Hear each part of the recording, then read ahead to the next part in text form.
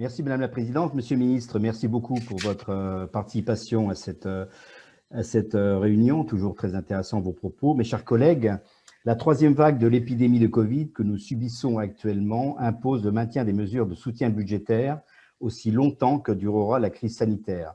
Après avoir dépensé 77 milliards d'euros en 2020, l'État français devrait consacrer 32 milliards cette année en soutien d'urgence à l'économie. Fonds de solidarité, chômage partiel, exonération de cotisations sociales. Parallèlement, un plan de 100 milliards d'euros, comme vous le savez, a été lancé en septembre dernier, dont 26 milliards sont déjà engagés.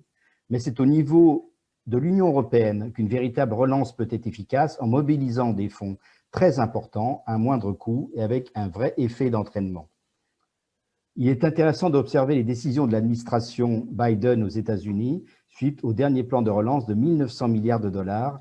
Un nouveau plan d'infrastructure est prévu. Pour parvenir à l'objectif de 6% de croissance en France pour 2021, il faut que l'Union européenne investisse pour renforcer son autonomie, reconquérir son appareil productif tout en devenant plus verte et plus digitale. Mais le plan de relance européen doté de 750 milliards d'euros adopté l'été dernier n'est pas encore ratifié par l'ensemble des États membres. Or, la mise à disposition de ces fonds est urgente pour les pays bénéficiaires et indispensable pour harmoniser les taux de croissance dans chaque pays.